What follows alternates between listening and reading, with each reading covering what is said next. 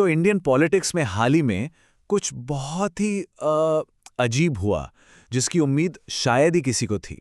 एक इतना बड़ा, इतना ऐतिहासिक बिल, नारी शक्ति वंदन विधेयक, लोकसभा में पास ही नहीं हो पाया। अब सवाल ये उठता है कि भाई ऐसा हुआ तो हुआ क्यों? चलिए इसी गुत्थी को सुलझाने की कोशिश करते हैं। और पता है, यही वो एक सवाल है जिसने सारे पॉलिटिकल एनालिस्ट को एकदम चौंका के रख दिया है। क्या ये बस एक छोटी मोटी चूक थी, या फिर पर्दे के पीछे कोई बहुत बड़ी कहानी पक रही थी? तो देखिए, हम इस मामले की तह तक कैसे पहुंचेंगे। सबसे पहले देखेंगे कि असल में हुआ क्या था, फिर वोटों का जो पूरा गणित है उस पर एक नज़र डालेंगे। इसके बाद 3 बड़ी थ्योरीज हैं, उनका विश्लेषण करेंगे, और आखिर में एक ऐसा सवाल जिसका जवाब आज भी किसी के पास नहीं है। तो चलिए शुरू करते हैं। सबसे पहले ये समझना जरूरी है कि उस दिन पार्लियामेंट में आखिर हुआ क्या था। देखिए, महिला आरक्षण से जुड़ा ये जो बिल था ना, ये सिर्फ कोई आम कानून नहीं था। इसे एक बहुत बड़े, एक ऐतिहासिक सुधार की तरह देखा जा रहा था। और जब ऐसा बिल पास नहीं होता तो जाहिर है सबको एक जोर का झटका लगता है। तो सवाल ये है कि ये बिल गिरा कैसे, मतलब इसका फेल होना कैसे मुमकिन हुआ। इसको समझने के लिए ना हमें सीधे सीधे वोटों के गणित को देखना होगा, क्योंकि कहते हैं ना, नंबर्स कभी झूठ नहीं बोलते। तो उस दिन लोकसभा में वोटिंग के टाइम पर कुल 528 सदस्य मौजूद थे। ठीक है, 528। अब यहां एक बहुत जरूरी बात है, ये कोई मामूली बिल नहीं था, ये था एक कॉन्स्टिट्यूशनल अमेंडमेंट, मतलब एक संविधान संशोधन। और इसे पास कराने के लिए चाहिए होता है स्पेशल मेजॉरिटी, यानी 2/3 बहुमत।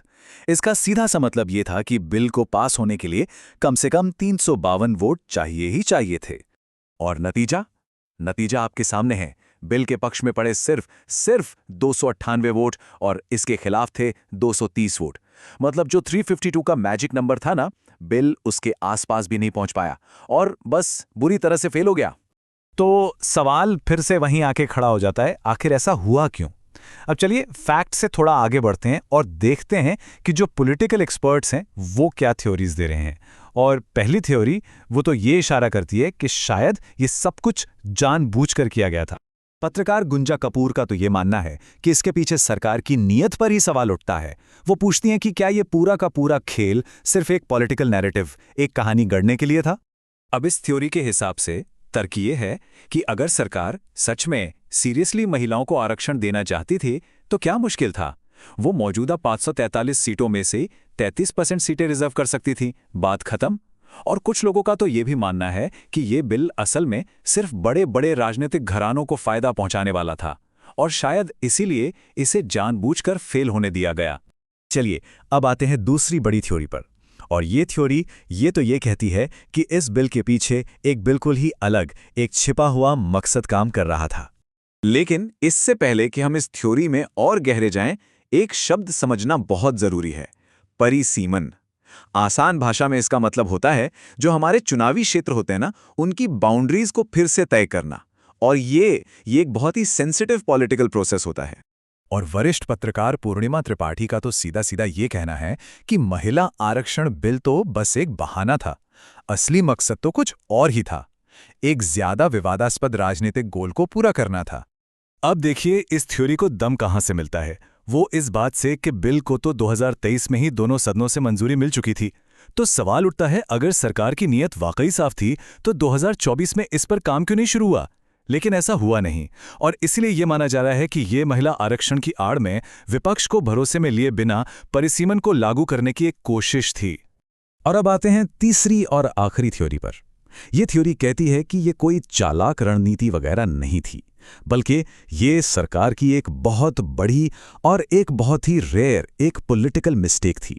वरिष्ठ पत्रकार राकेश शुक्ल इस बात पर जोर देते हैं और कहते हैं कि ये कोई मामूली बात नहीं है। उनका कहना है कि बीजेपी के 12 साल के कार्यकाल में ऐसा कोई बड़ा कदम नहीं उठाया गया जो इस तरह फेल हुआ हो। मतलब ये पहली बार है कि ऐसा कुछ हुआ है। सोचिए, ये सरकार तो अपने मजबूत पार्टी मैनेजमेंट और लेजिस्लेटिव सक्सेस के लिए जानी जाती है।